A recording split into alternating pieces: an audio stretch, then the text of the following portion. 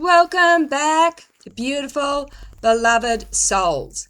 My name is Gem with a J, Gem Stone, and I'm a psychic medium and I'm an author. And on this YouTube channel, you will find that I don't fit any particular niche.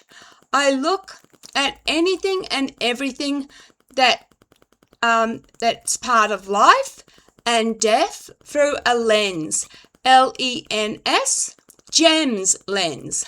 So I don't fit a particular niche. I have all sorts of content on this channel. You might just find a subject that interests you. And this video is another commentary. Now on my channel I do commentaries, sometimes I do PowerPoints, and this title of this particular commentary is Fear is the Real Parasite.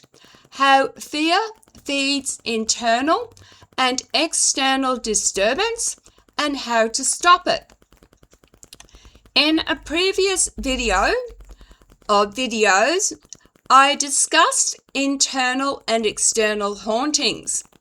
And in this video today, I want to talk about something far more powerful than any entity or disturbance. Fear. F-E-A-R. Fear. Because fear is not just an emotion. Fear behaves like a parasite. It feeds, it amplifies, and it changes how the body, the mind, and the nervous system interpret what is happening. And once fear takes hold, it doesn't matter whether the trigger is internal or external. The experience becomes louder, heavier, and harder to escape. What fear actually does? Fear narrows perception. When the brain senses threat, it stops asking, "What is this?" and starts shouting, "How do I survive?" That shift is everything. The nervous system enters survival mode, and in that state, sensations feel more intense. Thoughts loop. Sounds feel closer. Shadow feels intentional. Inner sensations feel foreign or invasive. Fear doesn't create experiences out of nothing, but it magnifies whatever is already there. A small internal sensation becomes something is wrong with me. A normal house noise becomes something is here. A fleeting thought becomes I'm being influenced. Fear turns static into signal. Fear and the central nervous system. The central nervous system was designed to protect us from real intermediate danger, predators, accidents, the threats we could see and escape. It was not designed for prolonged invisible fear. And when fear stays active, the CNS, or central nervous system, becomes oversensitized. The flight or fight response doesn't switch off. The body floods with stress hormones. This leads to hypervigilance, sleep disturbance, heightened startle response, disassociation, sensations of presence or pressure, a feeling of being watched or intruded upon.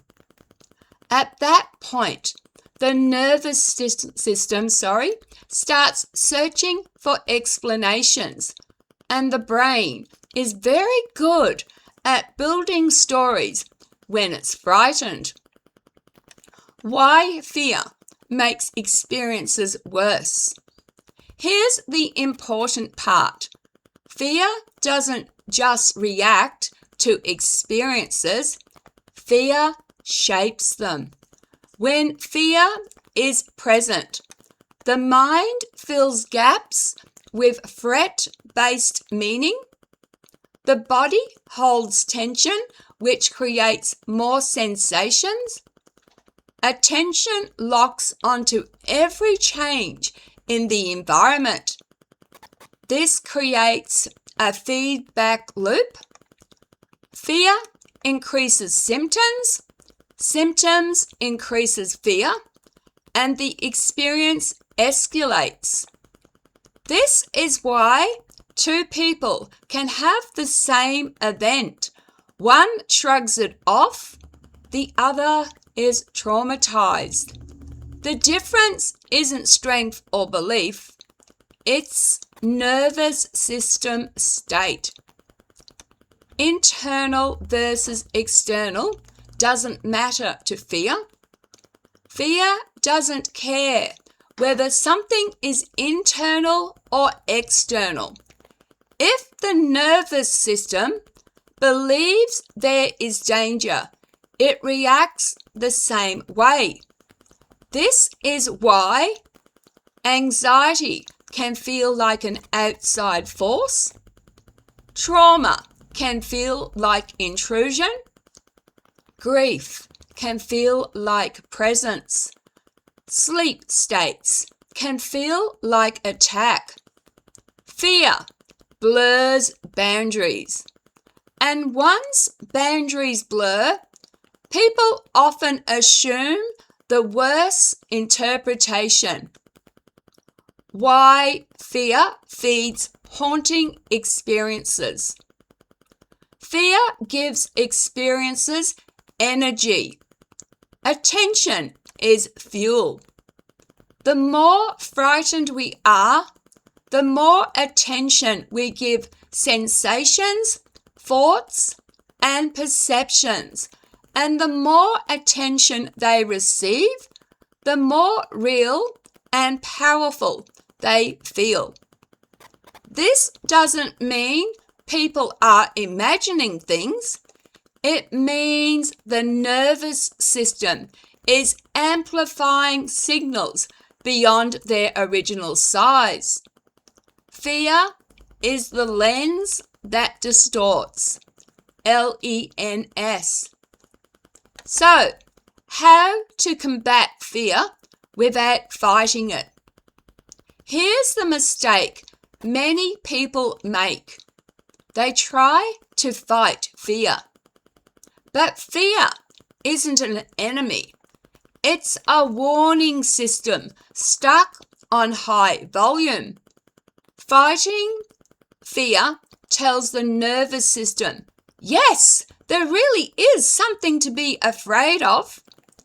Instead, the goal is reassurance and regulation. Step 1. Ground the body first. You cannot think your way out of fear. You have to calm the body first. Simple things matter. Slow breathing, longer exhales than inhales, feet flat on the floor, pressing hands together, naming 5 things you can see. These tell the nervous system, I am here, I am safe. This moment is not a threat. Only then does the mind begin to settle. Step 2. Change the relationship with the experience. Instead of asking, what is this and why is this happening? Ask, what happens if I don't react? Fear feeds on reaction. Calm observation starves it. You don't need to label, analyze, or solve everything in the moment. You just need to reduce urgency. Step 3. Reduce fear-based narratives. Be careful with stories that reinforce danger. Endless searching, dramatic explanations, and catastrophic interpretations keep the nervous system activated. Calm explanations soothe it. This doesn't mean dismissing experiences. It means not escalating them. Step 4. Strengthen the nervous system over time. Fear is harder to take hold in a regulated system. Things that genuinely help: consistent sleep routines, gentle movement, safe human connection, predictability, reducing stimulants. A calm nervous system is the strongest protection there is. A reframe that matters. Most people are not under attack. They are overwhelmed. Most disturbances fade when fear fades. Understanding this alone reduces the intensity for many people. You are not broken. You are not weak. Your system is trying to protect you. And once fear loosens its grip, clarity returns. In closing, fear is the real parasite because it feeds on attention, urgency, and isolation. But it cannot survive calm presence. Whether an experience is internal or external, fear determines how deeply it takes hold. And the good news is this: fear can be soothed. And when fear softens, most disturbances lose their power. I want to say thank you very much for watching this, and I really encourage comments. Please do so respectfully. Let me know if you have ever been internally haunted or externally haunted.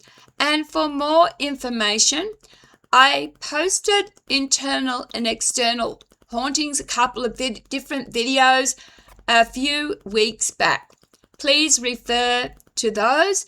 But a quick reminder, internal haunting is when you are haunted by loss and grief, mistakes, memories, trauma, pain.